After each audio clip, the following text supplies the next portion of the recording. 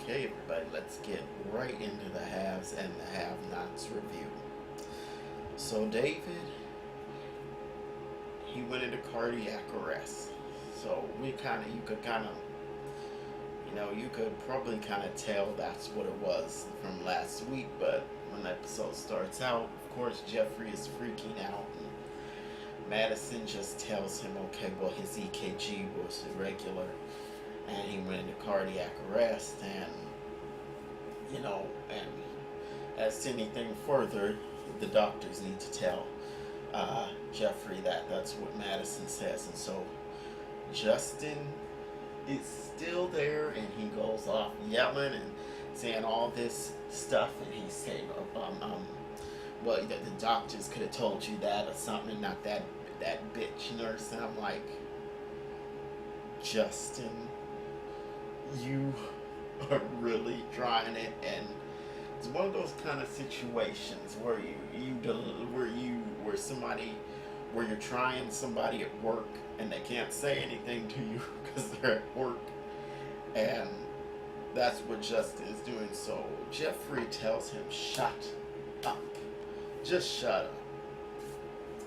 So we see this other scene, and I couldn't tell where this was at first. It was in this house. Turns out it was Veronica's hitman, and he was getting busted by the FBI. All these FBI agents. He was getting busted for attempted murder, and I'm not sure why they just said attempted murder, because Erica did die in that explosion. So why did they not say murder and attempted murder? I don't know. So back at the hospital, Justin offers Jeffrey a drink. He has his coffee cup, and Jeffrey's like, I don't want any coffee. It's not coffee, it's a drink.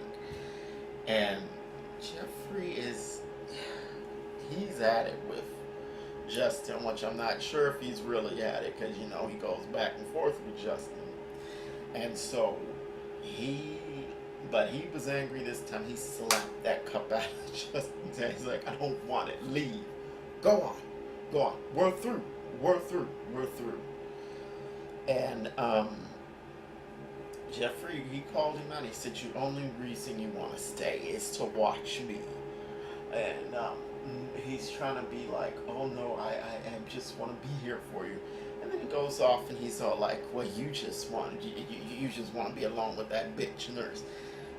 Second time he said that, and I'm like, Justin, you were just real disrespectful on top of a lot of other things. So finally, Jeffrey gets him to go, and he's all like, well, I'll be at the apartment waiting for you. I know you're gonna love it. It's so weird, so crazy. So now, where do we go next? Check the notes. Okay, so Candace and Benny. So Benny goes over there to Candace's hotel room, and he's like, I didn't sign. She says, like, I know you didn't sign, and he wants to know who told her. She's not saying. We know it was Wyatt. She got that information from, where did she get that? Yeah, she got it from Wyatt, because he heard the whole conversation with Hannah and all that. And she's trying to figure out how to get the money out, because there's no way to get it out without 2 signatures. And so she comes up with this scheme. Okay, let's go to the bank and apply for a loan against the account. Okay, so if the loan will stay in there as collateral. It's going to stay in the bank as collateral. And Benny's like, we can do that? Okay, so Benny agreed to do that.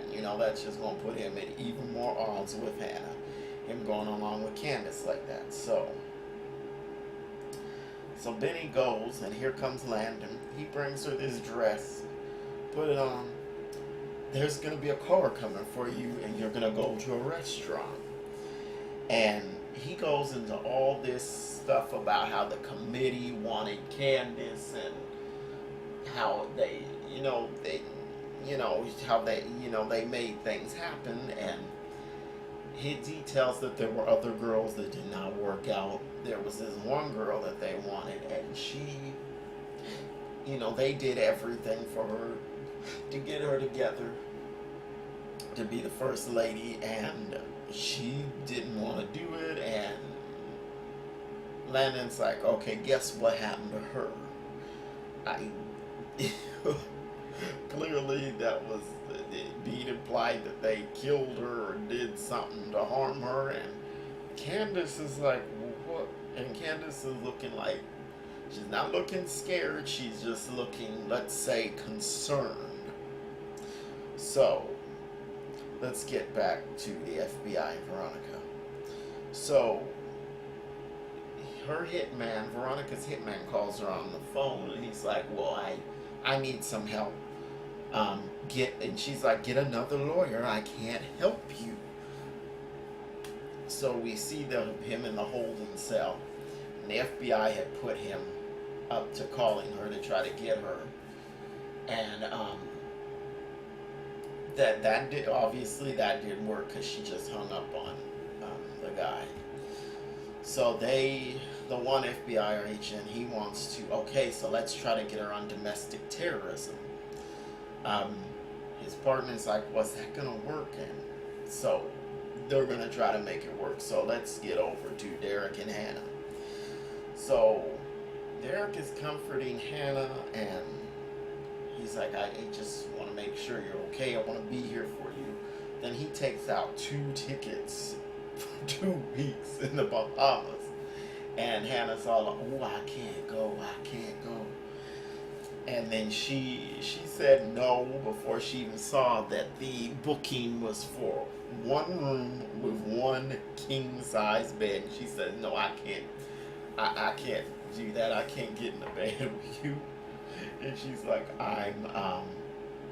she says, I'm not, she just basically said, I am alive, I'm not dead. So she just was not going to get in the bed with him and risk being a heathen. And he was trying to convince her, well, we can be in the same bed and not do anything. And she's saying, you're really telling me that you would, have self-control. And he's like, and finally, okay. So he was trying to convince her to do that. So that was their scene. So back at the hospital, the doctor lets Jeffrey know that David had an infection that taxed his heart, and it was hard to treat that with the type of burns that he has. And after that, once again, Madison was telling Jeffrey about domestic violence. He's saying, you should see some of the people that come in here with those problems that I see. And Jeffrey's like, he's not really believing. I guess he doesn't believe that could happen to him, or is that is actually happening to him. So let's talk. Okay, so this scene with Jim and Catherine. So Broderick calls Catherine, and her phone's ringing, and Jim has nerve to pick up her phone and look at it, and she comes in, she's like, don't pick up my phone, and Jim's like, who's calling you? Nobody calls you.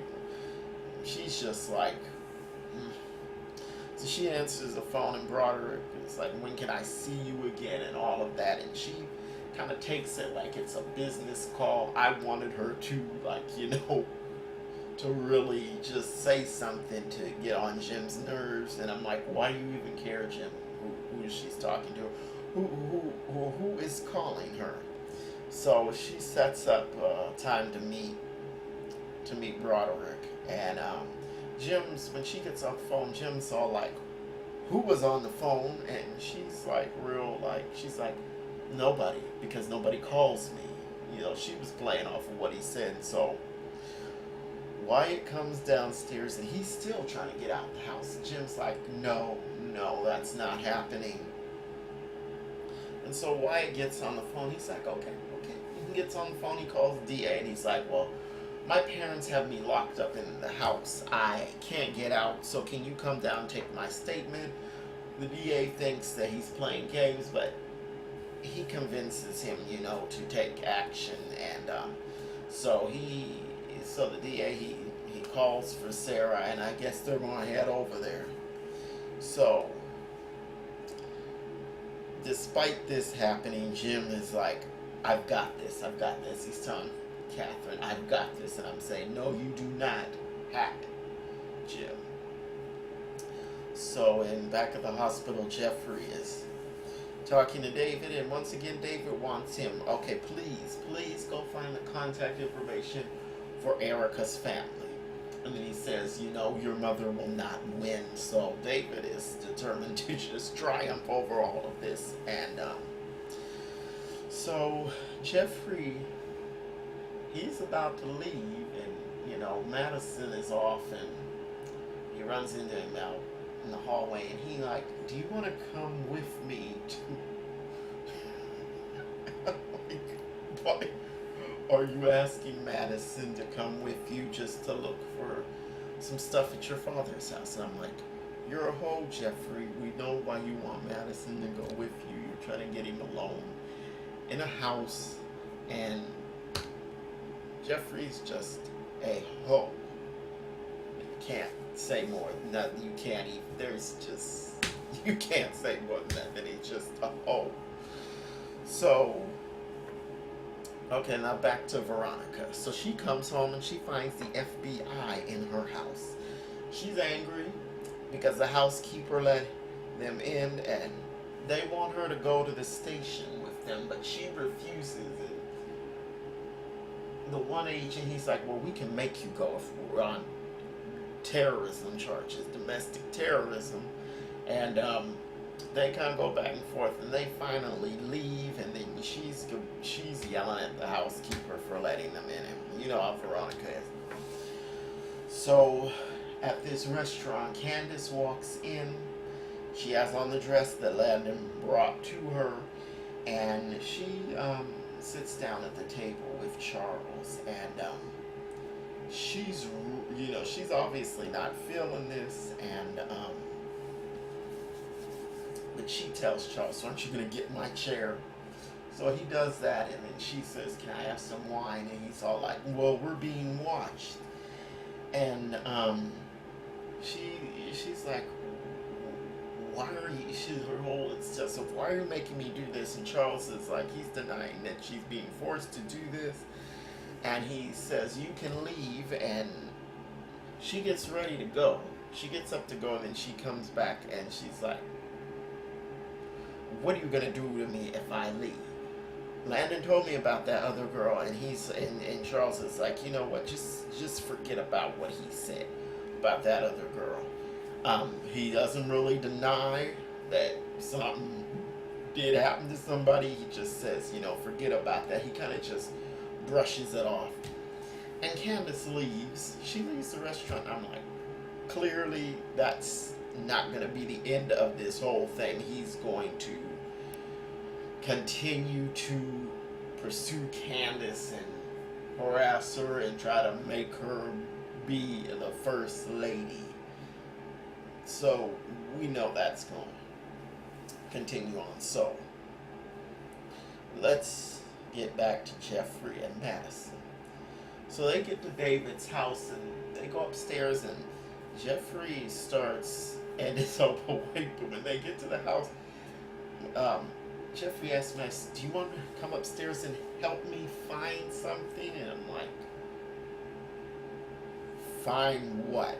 I mean, we know what Jeffrey's looking for, but why would he need Madison to help him look for that? And I'm like, we know why you want him upstairs, Jeffrey. Come on. And so they get up there, and Jeffrey starts going through some stuff, and he gets in Erica's purse, and he finds something that he looks real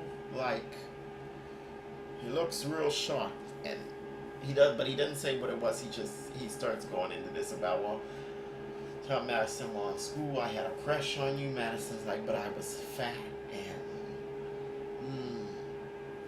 and Jeffrey is just saying all this stuff. He's saying, I didn't only hate that bully because of what he did to me. I hated him because of what he did to you.